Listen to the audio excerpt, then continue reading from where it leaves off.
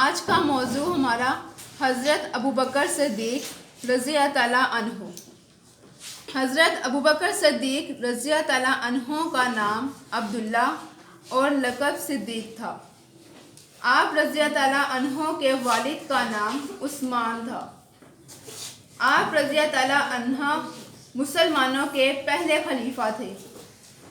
حضرت ابوبکر صدیق رضی اللہ تعالیٰ عنہ قریش کے ایک مشہور خاندان بنو یتیم میں پیدا ہوئے۔ آپ رضی اللہ تعالیٰ عنہ حضور صلی اللہ علیہ وآلہ وسلم سے عمر میں چھوٹے تھے۔ حضرت ابوبکر صدیق رضی اللہ تعالیٰ عنہ تجارت کا کام کیا کرتے تھے۔ حسن اخلاق، نرم مزاجی اور ذہانت کی وجہ سے مکہ مکرمہ میں آپ رضی اللہ تعالیٰ عنہ کی بڑی عزت تھی۔ حضور صلی اللہ علیہ وآلہ وسلم نے جب لوگوں کو اسلام کی دعوت دی تو آپ رضی اللہ تعالیٰ عنہ نے فوراً یہ دعوت قبول کر لی اور اسلام لے آئے۔ آپ کا شمار سب سے پہلے اسلام قبول کرنے والوں میں ہوتا ہے۔ حضرت ابوبکر صدیق رضی اللہ تعالیٰ عنہ کی کوششوں سے حضرت عثمان غنی رضی اللہ تعالیٰ عنہ، حضرت زبیر بن عوام رضی اللہ تعالیٰ عنہ، حضرت عبد الرحمن بن عوف رضی اللہ تعالیٰ عنہ، حضرت سعد بن ابی وقاص رضی اللہ تعالیٰ عنہ، حضرت عبیدہ بن الحراج رضی اللہ تعالیٰ عنہ، حضرت عثمان بن مظعون رضی اللہ تعالیٰ عنہ جیسے عظیم صحابہ کرام نے اسلام قبول کیا۔ آپ رضی اللہ تعالیٰ عنہ نے اپنے مال سے ان غلاموں کو خرید کر آزاد کر دیا جو ایمان لائے تھے، لیکن مشرکوں کی طرف سے تکلیفیں برداشت کر رہے تھے۔ ان میں حضرت بلال حبشی رضی اللہ تعالیٰ عنہ بھی تھے۔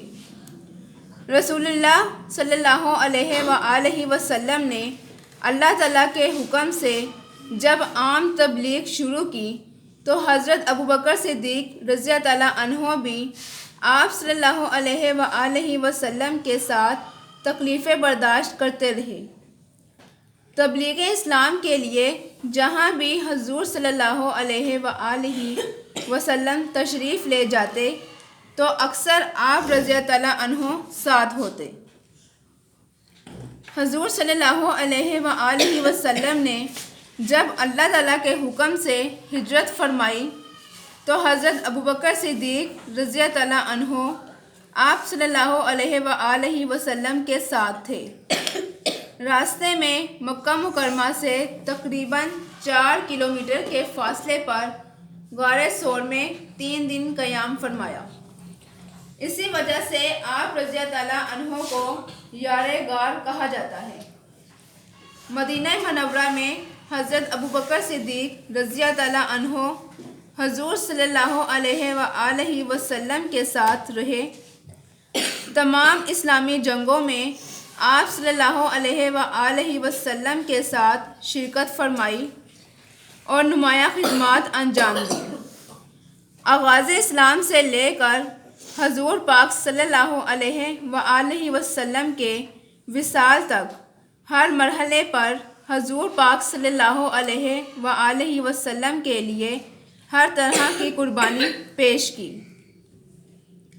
وصال کے قریب علالت کی وجہ سے آپ صلی اللہ علیہ وآلہ وسلم نے مسجد نبوی کی امامت حضرت ابوبکر صدیق رضی اللہ تعالیٰ عنہ کو عطا فرمائی۔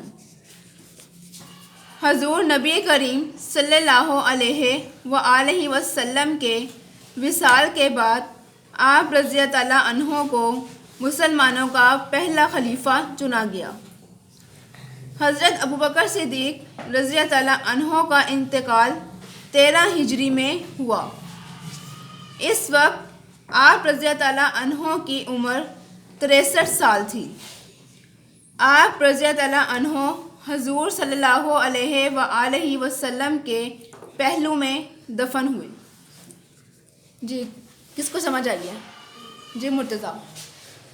اس میں ہمیں پتہ لگتا ہے کہ حضرت ابوبکر صدیق رضی اللہ تعالیٰ عنہ مسلمان کے پہلے کا خلیفہ تھے اور انہوں نے ہر جنگ میں آپ صلی اللہ علیہ وسلم کے ساتھ شرکت فرمائی تھی، اور جب مدینہ منورہ سے مکہ مکرمہ کی طرف ہجرت فرمائی تھی تو آپ صلی اللہ علیہ وسلم کے وہ ساتھ تھے اور 3 دن غار ثور میں قیام بھی کیا تھا۔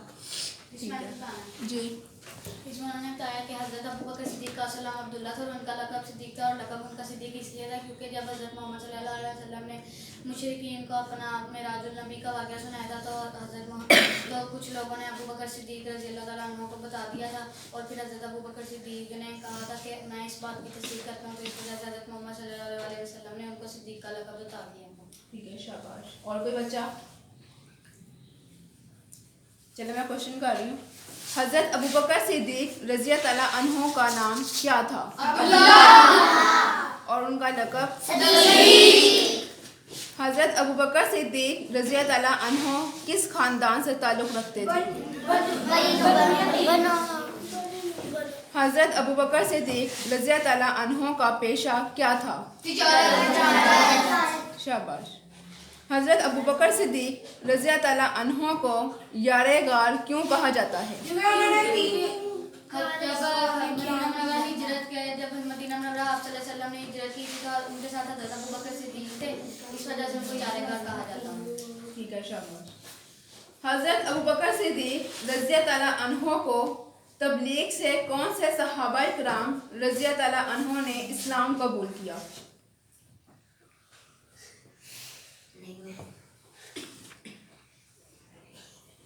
کس نے اسلام قبول کیا تھا؟